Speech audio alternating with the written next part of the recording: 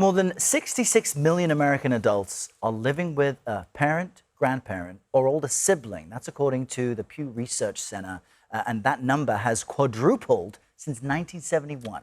In his new column, Dr. Arthur Brooks says you should give living with your grandchildren a chance. Now, he explains that there are more benefits than you might expect. Arthur joins us now in studio. He's a CBS News contributor and a columnist for the Free Press, as well as an author. You should be aware the Free Press and CBS News share Paramount Skydance as a parent company. Arthur, good morning and welcome back. Well, good morning. Great to see you. I think the key for everybody that maybe doesn't have grandkids or grandparents about this strategy is that it can be a key way to address this loneliness epidemic that we've spoken so much about. So how did you enter this reality? So I teach about the science of happiness at the Harvard Business School. And one of the things that my students ask me about is this big loneliness epidemic. Everybody knows about it. Loneliness has been rising, isolation for a generation now, as a matter of fact. And one of the things I started to see in the research is one of the best ways to deal with the loneliness epidemic is not just go find more friends. That's good.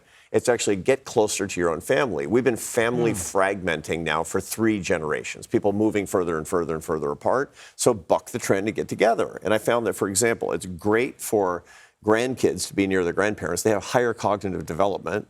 It's great for the grandparents. They have more longevity. And it's helpful for the parents, and everybody's less lonely if it's voluntary.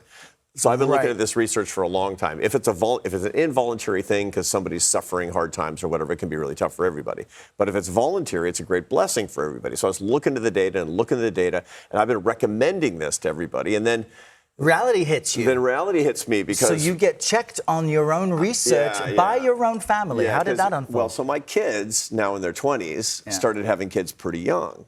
My older sons got married at 22 and 23, started having kids 9 months later. And they're reading the research and they say, well, you know, put up or shut up, Dad. I said, what do you mean? They said, let's do it. And so we all sold our places and we all moved to the same part of the country, to Northern Virginia.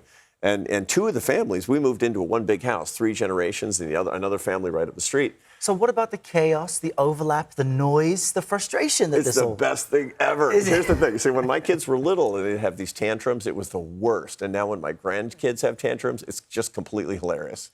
This is fascinating. We're going to continue our conversation right now and in a video that viewers can find on YouTube. But Arthur Brooks, it's a fascinating article. We're going to talk about it more. Thank you for joining us for this live segment. All right, we're now back with Dr. Arthur Brooks, who has a fresh new article out. I live with my grandkids, and you should too. Arthur, thanks for having this extended conversation with us that folks will be watching online. We were just speaking about the chaos that this type of environment, when you've moved in together, you've purchased a new home, it's your children, it's your grandchildren, the uncertainty that can provide and the discomfort. But you were saying that's actually been great. It's been great for us, and it's not great for everybody. I know some people my age are older, and they say, I'm going to Florida because I want to have peace and quiet. I want to get away from all that nonsense, is what they say. But, you know, the truth of the matter is that it's just wonderful, I find, you know, living with my grandkids. There's somebody who's actually happy to see me every single day. I mean, look, as a granddad, I have to tell you, my job is basically jokes and wrestling. That's what it comes down to. It's not a bad gig. It's not a bad gig at all. The kids have to do the actual parenting.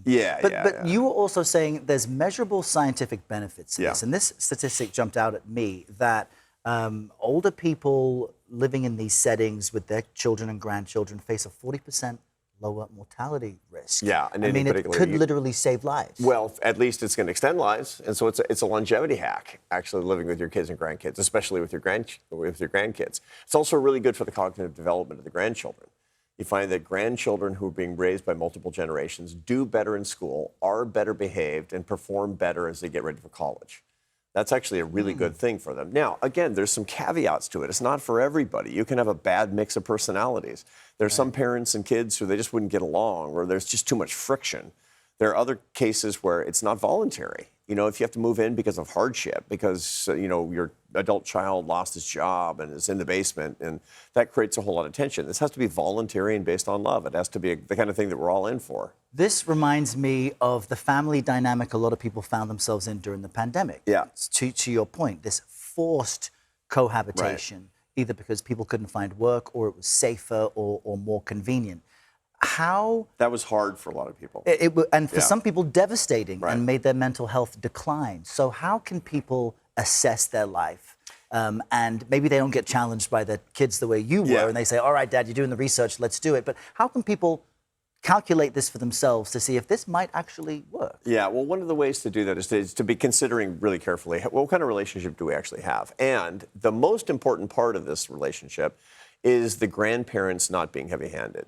The most important part actually making this thing work is where I have to remind myself, their kids aren't my kids. And by the way, my kids aren't kids.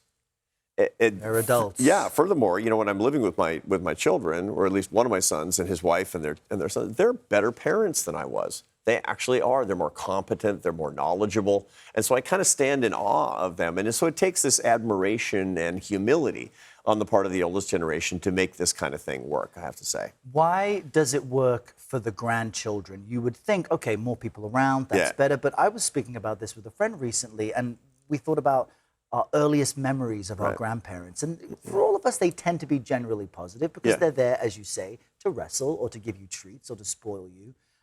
But most of what our grandparents say to us as young children, we forget these earliest memories. It all kind of blends away. So what is the benefit for the youngest people in the mix? Well, it's really important to live with people of all different generations. One of the biggest mistakes we've made in our society is relegating people to be spending time almost only either with their parents and with people their own age. A real problem with the education system, for example, is you're basically being raised by your peers. You know, you go from second grade to third grade. Everybody's the same age. And worst, you move away from home when you're 18, and then you're entirely raised by a bunch of other 18-year-olds far away from home. That leads to catastrophe, actually, and it's actually not that interesting. It's really fun and interesting to be around people of all different ages, because what will happen is if you're raised by multiple generations, you're most likely to make friends of multiple generations going forward. That will keep you young when you're older, and it'll make you smart when you're younger.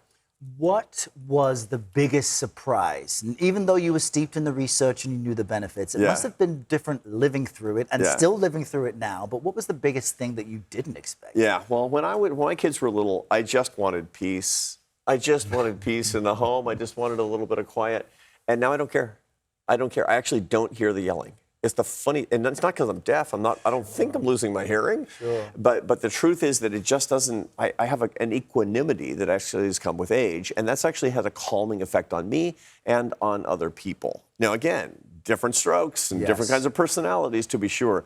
But that really surprised me at how much better it is than I thought it was going to be. And so, as we wrap up and conclude here, you're putting your money where your mouth is. If you had to do it again, what would you do differently? For people out here who are like, what would I have done differently? Brooks is onto something, but what would you do differently to get it? I would have done it earlier.